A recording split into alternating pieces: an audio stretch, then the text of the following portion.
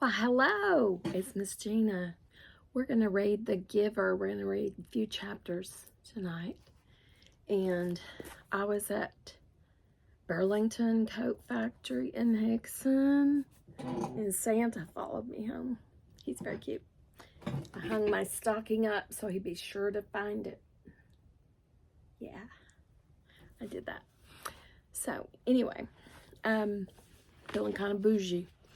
But anyway, I have Santa, and I don't know if you can see it or not, but I got a Rock City birdhouse back here in my fig tree, and my 4-year-old tree decor designer, my grandson, decorated my tree. He used my patio disco ball globe lights, and it is fancy. It's very fancy, and I love it. And he said he already had the best Christmas ever, Grammy. And with that being said, we're going to read The Giver. And I know that's the name of the book, but this Christmas, let's be the giver. Let's not think so much about the receiving end, but let's be the giver. And it has nothing to do with the book. The book is not about giving per se. But anyway, you know, it always says it's more blessed to give than to receive. And I just wanted you to know that this is a John Newbery Medal Award winning book. Yeah, right there. So it's pretty fancy too. And I don't know if you know it or not, but you're at Gina's Planet, and I'm Miss Gina. And I like the word fancy pretty much. And I use it a lot. Okay. And here's the introduction of The Giver. 20 years, no kidding, 20 years, it's hard to believe. 20 years ago, I was much younger, weren't we all?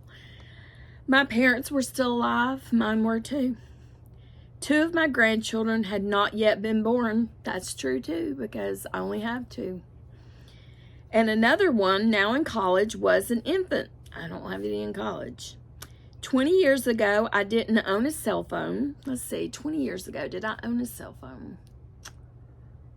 Yes, I got my first cell phone about 20 years ago. That's about right. Yep, I did. My first cell phone. It was a flip phone. Flip, flip, flip, flip. Like a beam me up, Scotty. Beam me up. But anyway, I didn't know what quinoa was, and I doubt I had ever tasted kale. There had recently been a war. Now we refer to that one as the First Gulf War. But back then, mercifully, we didn't know there would be another.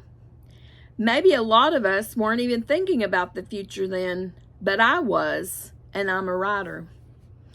I wrote The Giver on a big machine that had recently taken the place of my much-loved typewriter. And after I printed the pages very noisily, I had to rip them apart. I remember those pages. I love those pages. They're good for drawing, art. Kids can use the back of them when you're through printing stuff. I had to tear them apart one by one at the perforated edges. When I referred to it as a computer, someone more knowledgeable pointed out that my machine was not a computer. I just learned that recently. Thank you for pointing that out to me as well. It was a dedicated word processor. Oh, okay then, I said, as if I understood the difference. As I carefully separated those 200 or so pages, I glanced again at the words I had typed on them. I could see that I had written a complete book. It had all the elements of the 17 or so books I had written before. The same things students of writing list on school quizzes. Character, plot, setting, tension, climax. Though I didn't reply as he had hoped to a student who emailed me some years later with the request, please list all the similes and metaphors in The Giver. I'm sure it contained those as well. I had typed the end after the intentionally ambiguous final paragraphs, but I was aware that this book was different from many I had already written. My editor, when I gave him the manuscript, realized the same thing. It had drawn, if I had drawn a cartoon of him reading those pages, it would have been a text balloon over his head. The text would have said simply, gulp. But nothing prepared me for the reader's reactions. I had always received lots of letters from kids, frequently writing as a class assignment. One began, "This is a friendly letter." Over the years, of course, they have more often become emails. But that didn't compare to the email about the giver. First of all, for the volume, the sheer number of them, even now, 20 years later, they still come. Sometimes 50 to 60 in a day. But now the letter writers were different. Sure, many of them were still kids. We read this to, I want to say, sixth grade. Sixth grade, one year I worked in a middle school. Yeah, sixth graders. That was my first experience with this book. But a startling number were much older, and the content was no longer the school assignment letter, the obligatory, "I thought this was a pretty good book." Instead, the letters were passionate. "This book changed my life." Occasionally angry. "Jesus would be ashamed of you." Excuse me, one woman wrote.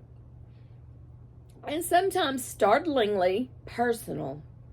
One couple wrote to me about their autistic, selectively mute teenager who had recently spoken to them for the first time about The Giver, urging them to read it.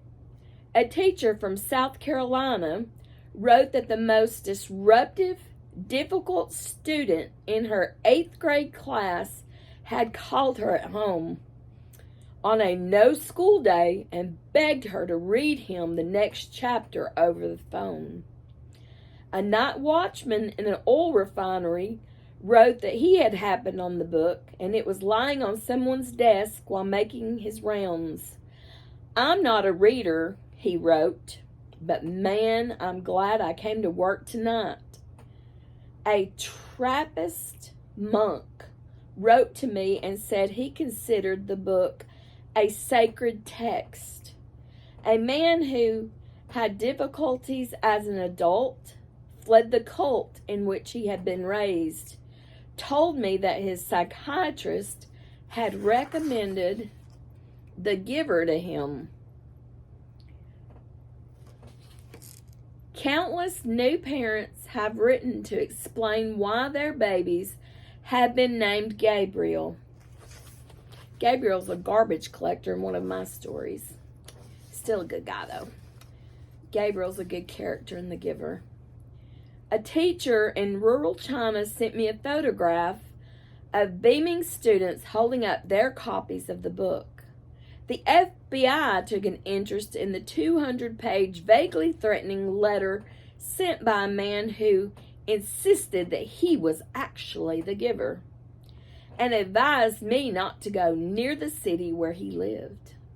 A teenage girl wrote that she had been considering suicide until she read The Giver. One young man wrote a proposal of marriage to his girlfriend inside the book and gave it to her. She said yes. But a woman told me in a letter that I was clearly a disturbed person, and she hoped I would get some help. Somehow this book and what it has to say has touched a lot of people from all walks of life. And for many cultures, since over the years it has been translated into countless languages, from Czech to Hungarian to Thai. Recently, I have reluctantly turned down invitations to speak about the giver in Kyrgyzstan and Korea, where I am told readers are just as affected by it as they are in Toledo and Tucson. A stage adaptation of The Giver has been performed in cities and towns across the USA for years. More recently, an opera has been composed and performed, and soon there will be a film. Does The Giver have the same effect when it is presented in a different way? It's hard to know. A book to me is almost sacrosanct, such an individual and private thing. The reader brings his and her own history and beliefs and concerns and reads in solitude. And I also believe we bring our own biases and our own baggage into our interpretations of things and meanings of things. That's just a side note of my own. Creating each scene from his own imagination as he does. There is no fellow ticket holder in the next seat. The important thing is that another medium, stage, film, music, doesn't obliterate a book. The movie is here now on a big screen with stars and costumes and a score. But the book hasn't gone away. It has simply grown up, grown larger, and begun to glisten in a new way. Lois Lowry. That's the author and the writer of the introduction, because it's her book.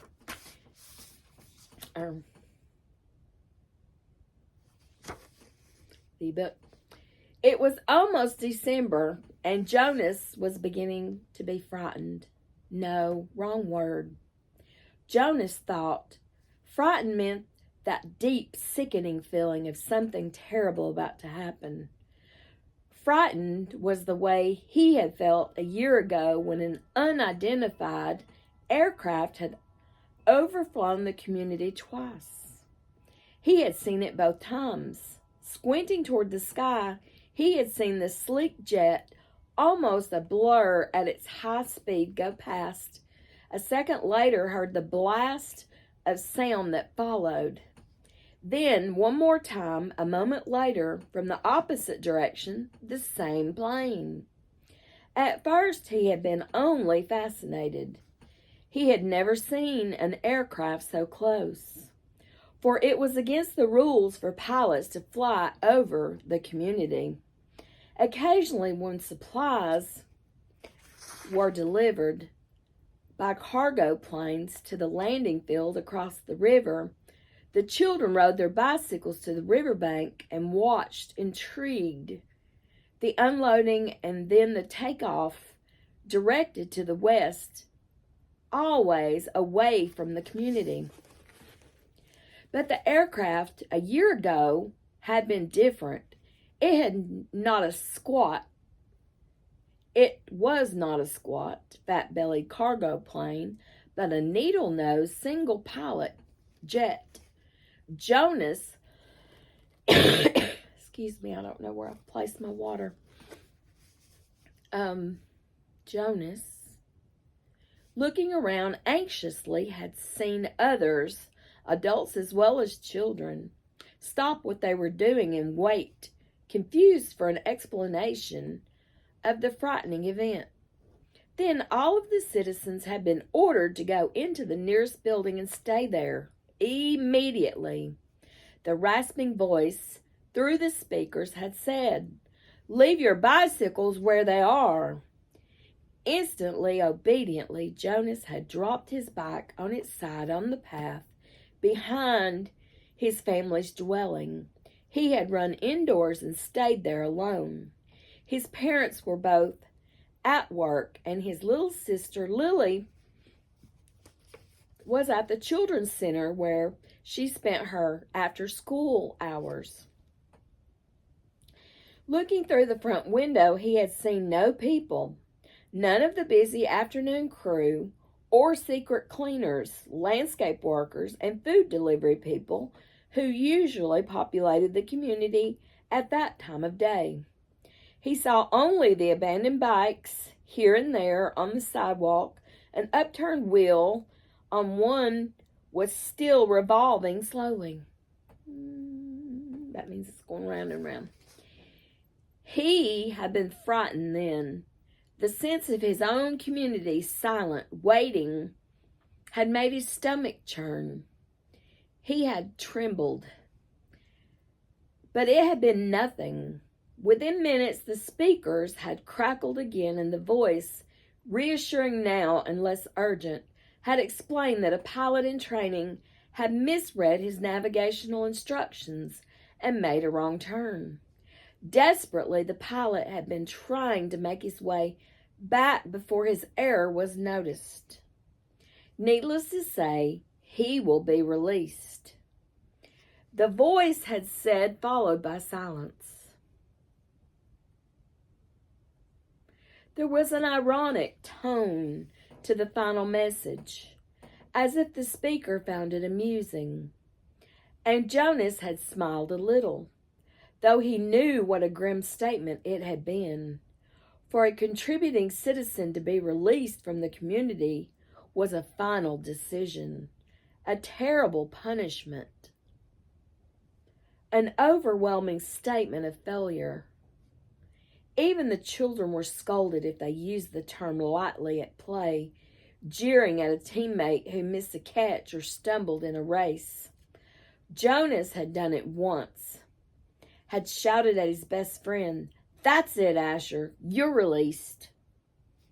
When Asher's clumsy error had lost a match for his team, he had been taken aside for a brief and serious talk by the coach. Had hung his head with guilt and embarrassment, and apologized to Asher after the game.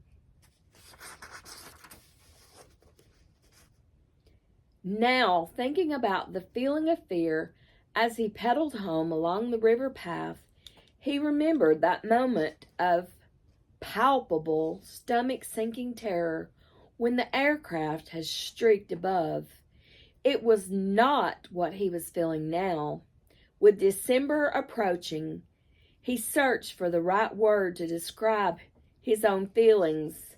Jonas was careful about language, not like his friend Asher, who talked too fast and mixed things up, scrambling words and phrases until they were barely recognizable, and often very funny.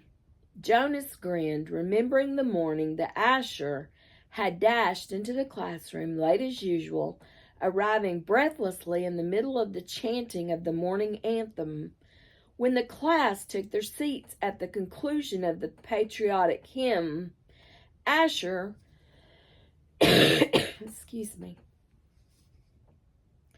Asher remained standing to make his public apology, as was required. "I apologize for inconveniencing my learning community." Asher ran through the standard apology phrase rapidly, still catching his breath. The instructor and class wailed patiently. They didn't wail. They waited patiently for his explanation. The students had all been grinning because they had listened to Asher's explanations so many times before. "I left home at the correct time, but when I was riding along near the hatchery, the crew was separating some salmon. I guess I just got distraught watching them. I apologized to my classmates," Asher concluded. He smoothed his rumpled tunic and sat down. "We accept your apology, Asher." The class recited the standard response in unison. Many of the students were biting their lips to keep from laughing. "I accept your apology, Asher," the instructor said. He was smiling. "And I thank you because once again you have provided an opportunity for a lesson in language." Distraught is too strong an adjective to describe salmon viewing. He turned and wrote, distraught, on the instructional board. Besides, it is wrote. Beside it, he wrote, distracted. Jonas, nearing his home now, smiled at the recollection, thinking still, as he wheeled his bike into its narrow port beside the door, he realized that frightened was the wrong word to describe the feelings now that December was almost here. It was too strong an adjective. He had waited a long time for this special December. Now that it was almost upon him, he was frightened. But he was eager, he decided. He was eager for it to come. And he was excited, certainly. All of the 11s were excited about the event that would be coming so soon. Excuse me.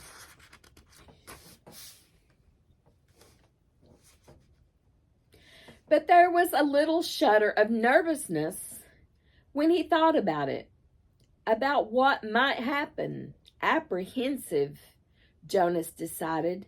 That's what I am, apprehensive.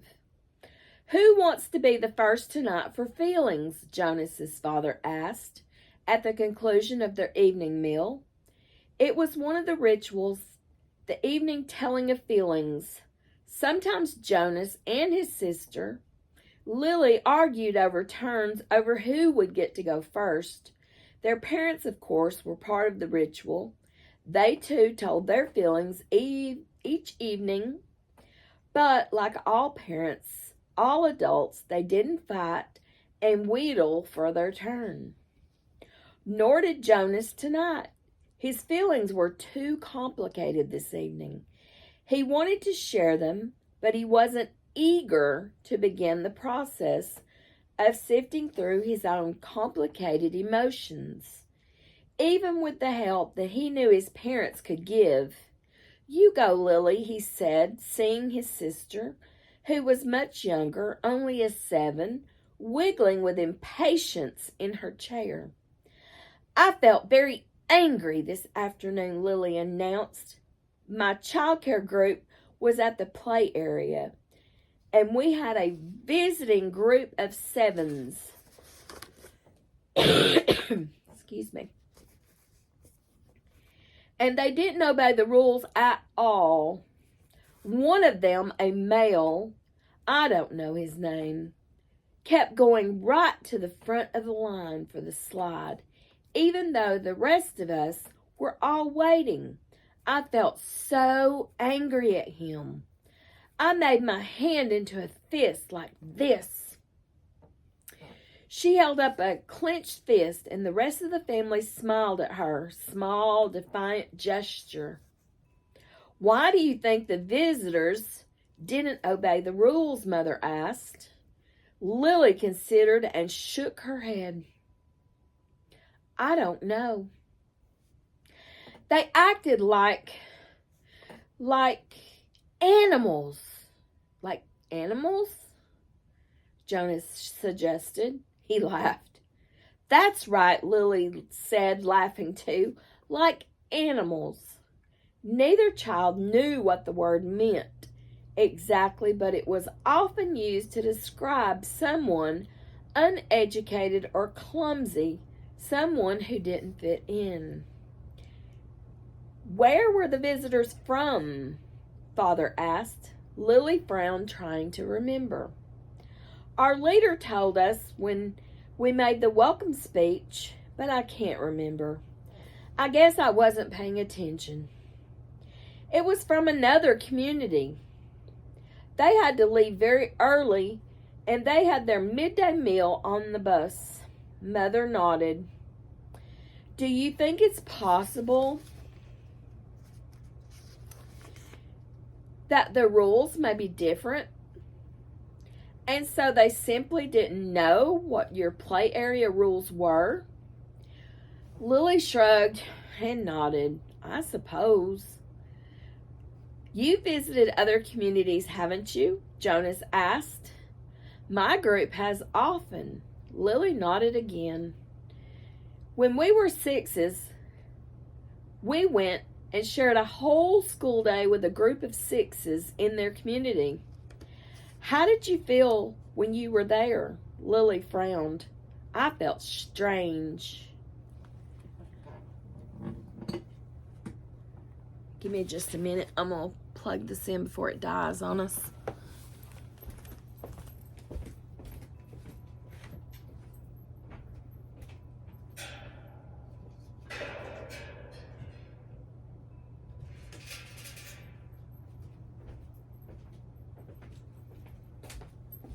Just remembered where my water is. Shall return.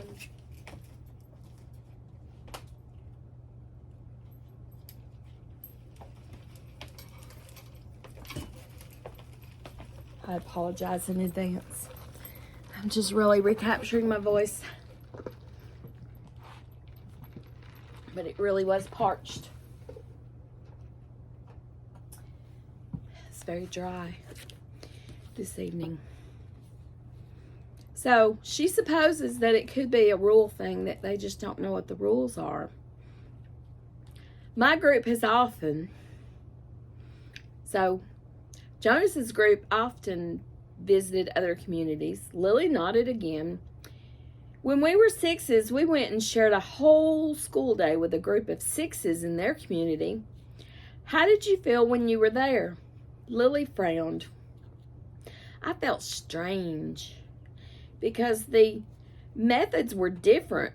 They were learning usages that my group hadn't learned yet, so we felt stupid. Father was listening with interest. I'm thinking, Lily, he said, about the boy who didn't obey the rules today. Do you think it's possible that he felt strange and stupid? Being in a new place with rules that he didn't know about? Unwritten rules are the worst. Lily pondered that. Yes, she said finally. I feel a little sorry for him, Jonas said. Even though I don't even know him, I feel sorry for anyone who isn't in a place where he feels strange and stupid. How do you feel now, Lily? Father asked. Still angry? I guess not, Lily decided. I guess I feel a little sorry for him. And sorry I made a fist, she grinned. Jonas smiled back at his sister. Lily's feelings were always straightforward, fairly simple, usually easy to resolve. He guessed that his own had been too. When he was a 7, he listened politely, though not very attentively, while his father took his turn describing a feeling of worry. Worry that he had had that day at work. A concern that one of the new children, who wasn't doing well, Jonas's father's title was nurturer.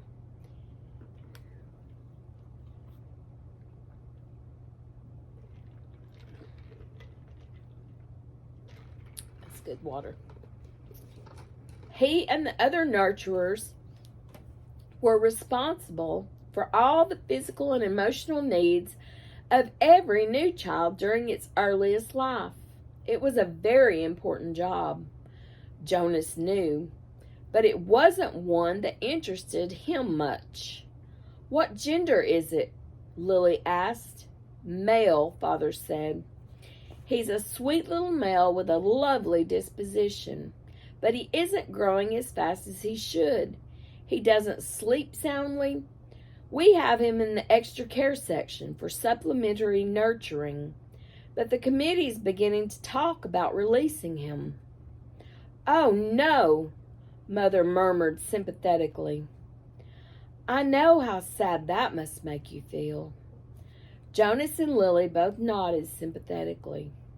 As well, Release of new children was always sad because they hadn't had a chance to enjoy life within the community yet, and they hadn't done anything wrong. There were only 2 occasions of release, which were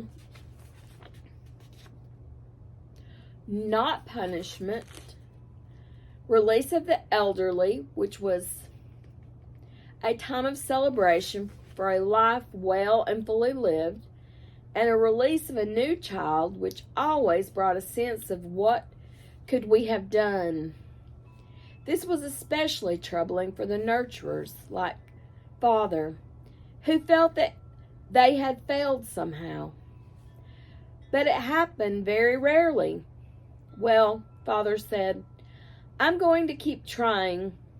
I may ask the committee for permission to bring him here at night, if you don't mind. You know what the night crew nurturers are like. I think this little guy needs something extra. Of course, Mother said, and Jonas and Lily nodded. They had heard Father complain about the night crew before.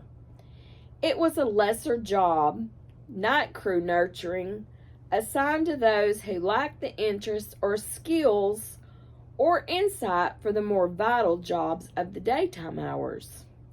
Most of the people on the night crew had not even been given spouses because they lacked somehow the essential capacity to connect to others, which was required for the creation of a family unit.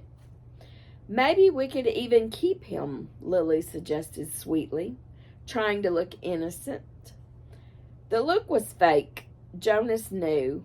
They all knew. Lily, Mother reminded her, smiling, you know the rules. The children, 1 male, 1 female to each family unit. It was written very clearly in the rules. Lily giggled. Well, she said, I thought maybe just once.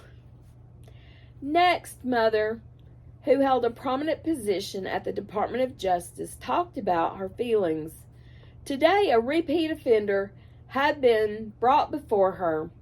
Someone who had broken the rules before, someone who she hoped had been adequately and fairly punished, and who had been restored to his place,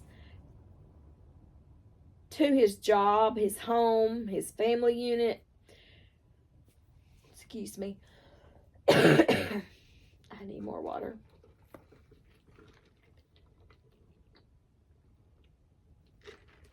To see him brought before her a second time caused her overwhelming feelings of frustration and anger and even guilt, and she hadn't made a difference in his life. I feel frightened, too, for him, she confessed. You know that there's no third chance.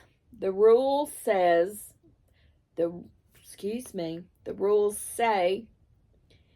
and that is there's a third transgression. If there's a third transgression, he simply has to be released. Jonas shivered. He knew it happened.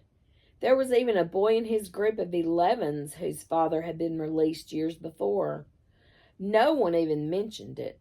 The disgrace was unspeakable. It was hard to imagine.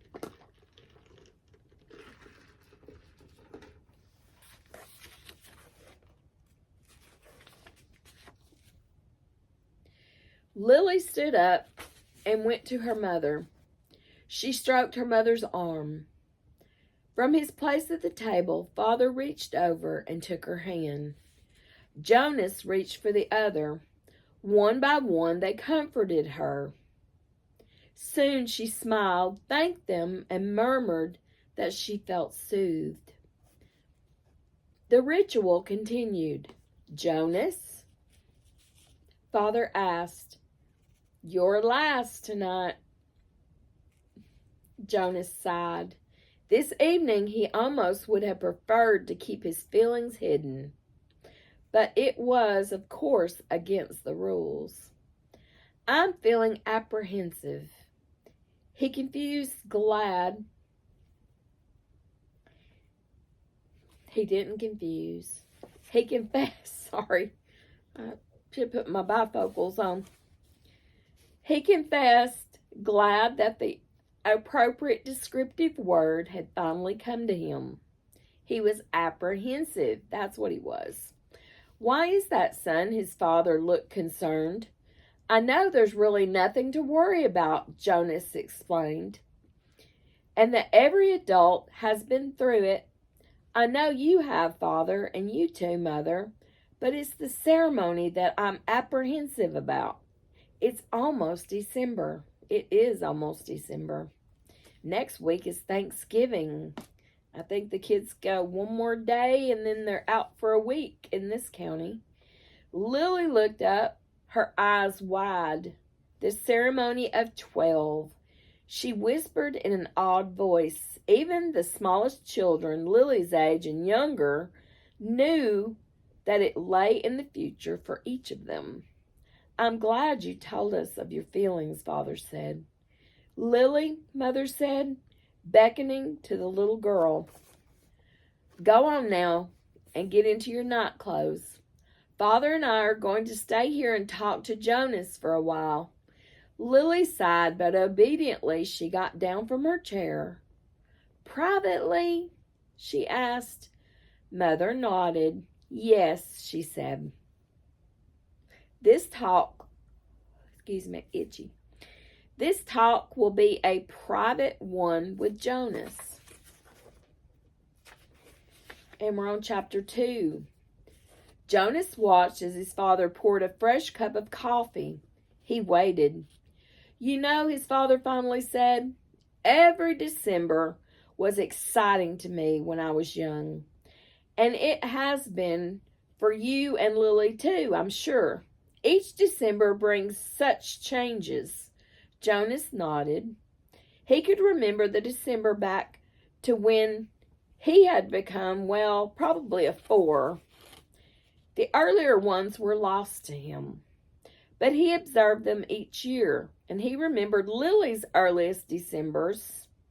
He remembered when his family received Lily, the day she was named, the day that she had become a 1.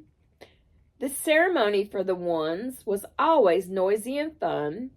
Each December, all the new children born in the previous year turned 1. One at a time. There was always 50 in each year's group.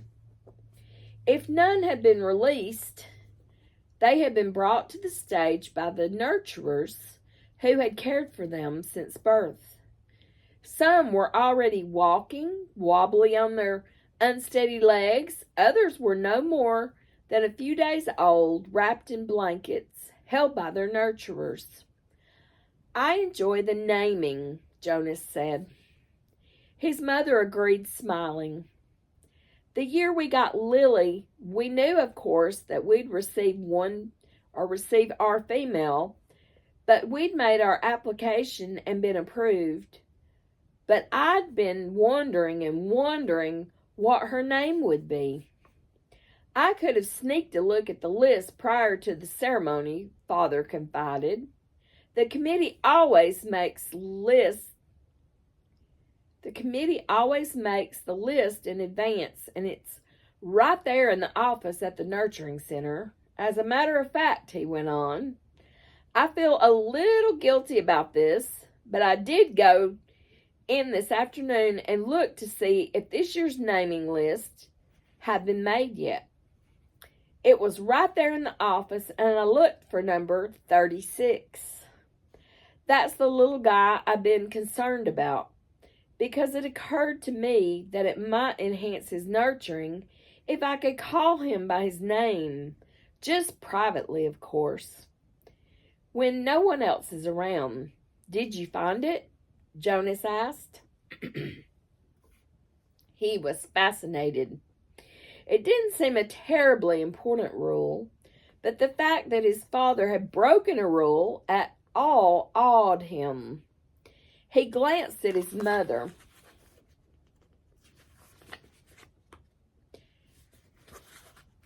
The responsible one.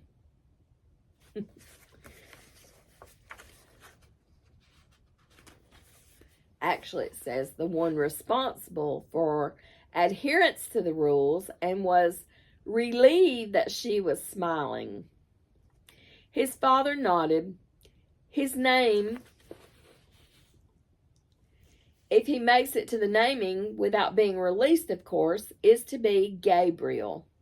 So I whisper that to him when I feed him every 4 hours and during exercise and playtime. If no one can hear me, I call him Gabe. Actually, he said and grinned. Gabe. Jonas tried it out. A good name, he decided.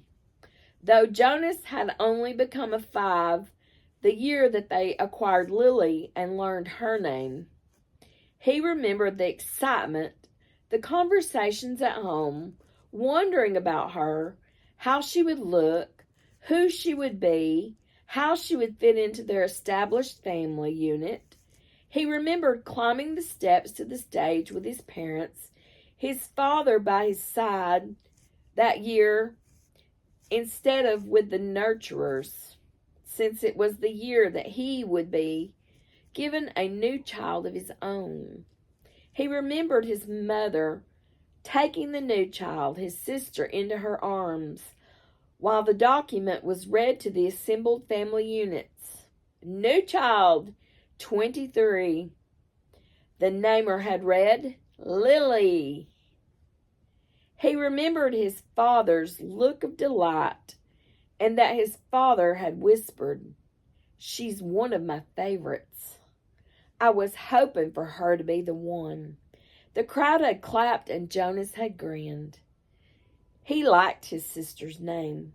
Lily, barely awake, had waved her small fist. Then they had stepped down to make room for the next family unit. When I was an 11, his father said now, as you are, Jonas, I was very impatient, waiting for the ceremony of 12.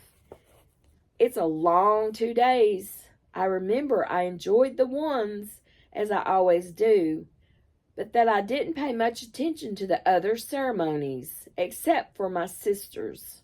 She became a 9 that year and got her bicycle. I'd been teaching her to ride mine, even though technically I wasn't supposed to. Jonas laughed. It was one of the few rules that was not taken very seriously and was almost always broken. The children all received their bicycles at 9. They were not allowed to ride bicycles before then. Funny story, I got my first bicycle at 7, and it took me 2 years to stop being afraid of it to learn how to ride it. So I technically learned to ride my bike at 9. Yeah, true story. But almost always the older brothers and sisters had secretly taught the younger ones. Jonas had been thinking already about teaching Lily. There was talk about changing the rule and giving the bicycles at an earlier age. A committee was studying the idea. When something went to the committee for study, the people always joked about it. They said that the committee members wouldn't become elders by the time the rule change was made. Rules were very hard to change. Sometimes, if it was a very important rule, unlike the one governing the age for bicycles, it would have to go, eventually, to the receiver for a decision. The receiver was the most important elder.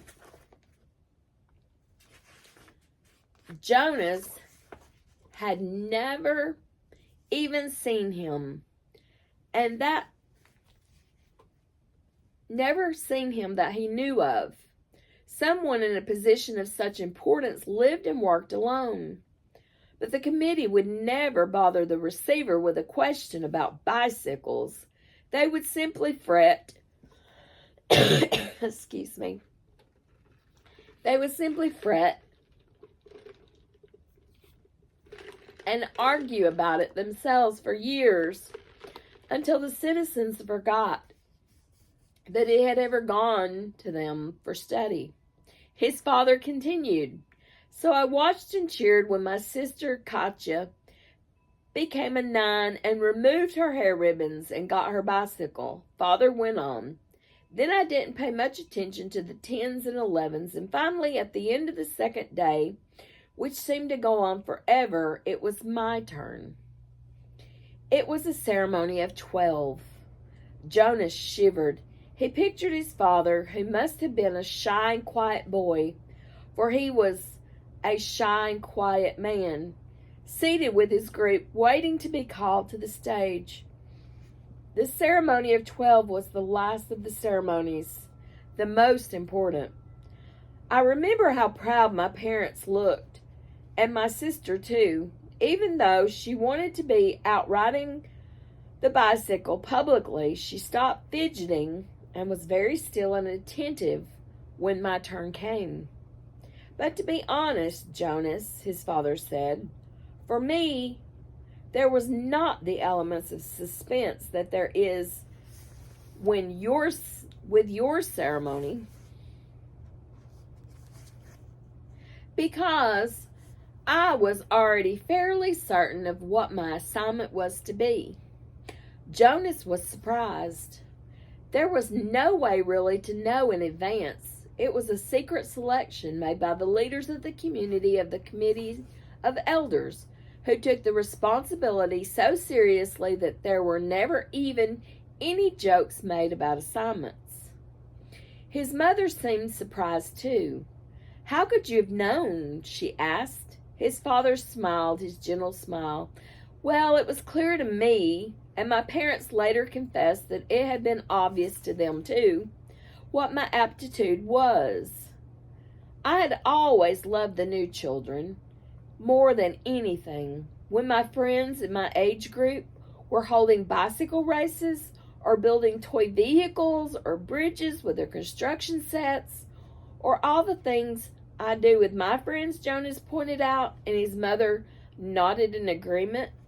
I always participated, of course, because as children we must experience all of those things, and I studied hard in school, as you do, Jonas.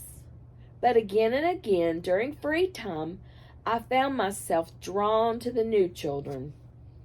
I spent almost all of my volunteer hours helping in the nurturing center. Of course, the elders knew that from their observations. Jonas nodded. During the past year, he had been aware of the increasing level of observation. In the school at recreation time and during volunteer hours, he had noticed the elders watching him and the other 11s. He had seen them taking notes. He knew, too, that the elders were meeting for long hours with all of their instructors, and that he and the other 11s had during their school year, or their years of school. So I expected it. And I was pleased, but not at all surprised, when my assignment was announced as nurturer.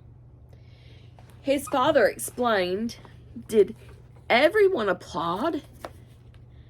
Even though they weren't surprised, Jonas asked. Of course. They were happy for me, and that my assignment was what I wanted most. I felt very fortunate, his father smiled.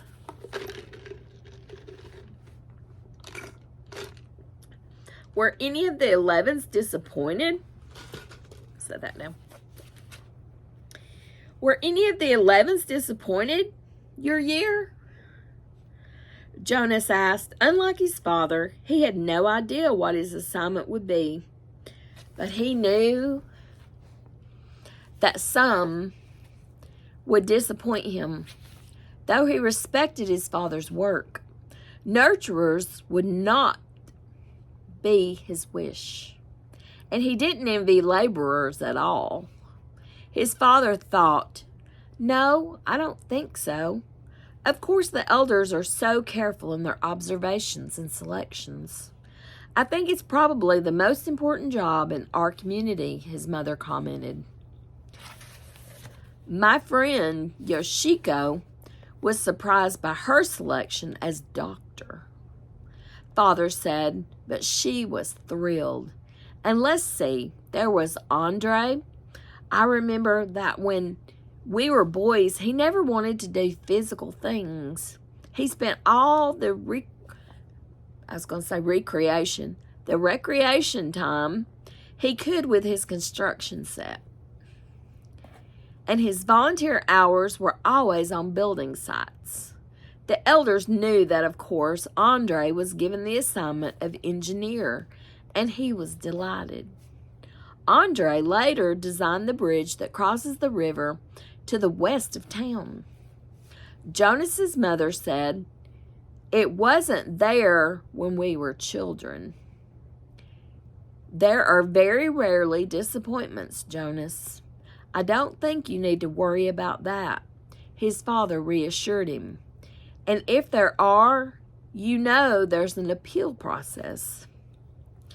But they all laughed at that. An appeal went to the committee for study. I worry a little about Asher's assignment, Jonas confessed. Asher's such fun, but he doesn't really have any serious interests. He makes a game out of everything. His father chuckled. You know, he said, I remember when Asher was a new child at the nurturing center. Before he was named, excuse me, he never cried. He giggled and laughed at everything. All of us on the staff enjoyed nurturing Asher. The elders know Asher, his mother said. They'll find exactly the right assignment for him. Says, I don't think you need to worry about him. But Jonas, let me warn you about something that may not have occurred to you. I know I didn't think about it until after my ceremony of 12. What's that? Well, it's the last of the ceremonies, as you know. After 12, age isn't important. Most of us even lose track of how old we are as time passes, though the information is in the Hall of Open Records, and we could go and look it up if we wanted to. What's important is the preparation for adult life and the training you'll receive in your assignment. I know that, Jonas said. Everyone knows that. But it means, his mother went on, that you'll move into a new group, and each of your friends will. You'll no longer be spending your time with your group of 11s. After the ceremony of 12, you'll be with your assignment group, with those in training.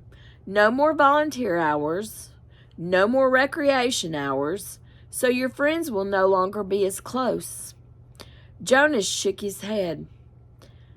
Asher and I will always be friends, he said firmly. And there will still be school. That's true, his father agreed. But what your mother said is true as well. There will be changes. Good changes, though, his mother pointed out. After my ceremony of 12, I missed my childhood recreation, but when I entered my training for law and justice, I found myself with people who shared my interests. I made friends on a new level, friends of all ages. Did you still play at all after 12? Jonas asked. Occasionally, his mother replied, but it didn't seem as important to me. I did, his father said, laughing. I still do. Every day at the nurturing center, I play bounce on the knee and peekaboo and hug the teddy. He reached over and stroked Jonas's neatly trimmed hair. Fun doesn't end when you become 12. Lily appeared wearing her night clothes in the doorway. She gave an impatient sigh. This is certainly a very long, private conversation, she said, and there are certain people waiting for their comfort object. "Lily," her mother said fondly, "you are very close to being an 8. And when you're an 8, your comfort object will be taken away. It will be recycled to the younger children. You should be starting to go off to sleep without it." But her father had already gone to the shelf and taken down the stuffed elephant, which was kept there. Many of the comfort objects, like Lily's, were soft, stuffed, imaginary creatures. Jonas had been called a bear. "Here you are, Lily Billy," he said. "I'll come help you remove your hair ribbons." Jonas and his mother rolled their eyes, yet they watched affectionately as Lily and her father headed to her sleeping room with the stuffed elephant that had been given to her as her comfort object when she was born. Her mother moved to her big desk and opened her briefcase. Her work never seemed to end. Even when she was home in the evening, Jonas went to his own desk and began to sort through his school papers for the evening's assignments. But his mind was still on December and the coming ceremony. Though he had been reassured by the talk with his parents, he hadn't the slightest idea what assignment the elders would be selecting for his future, or how he might feel about it when the day came. And we're going to leave off there on chapter 3. So we'll read chapter 3 next time. And we've been reading The Giver, if you're just joining or just found us. And you're at Gina's Planet, and I'm so glad you're here. And I hope you have a great holiday week coming up and a great Thanksgiving, and that you make lists of things you're thankful for and include your family in your Thanksgiving celebrations and your friends. I know some people have Friendsgiving. But anyway, enjoy your Thanksgiving however you choose to celebrate. And I'll see you next time. You've been at Gina's Planet, and I'm so glad you were here. Bye-bye. Remember to grow your brain.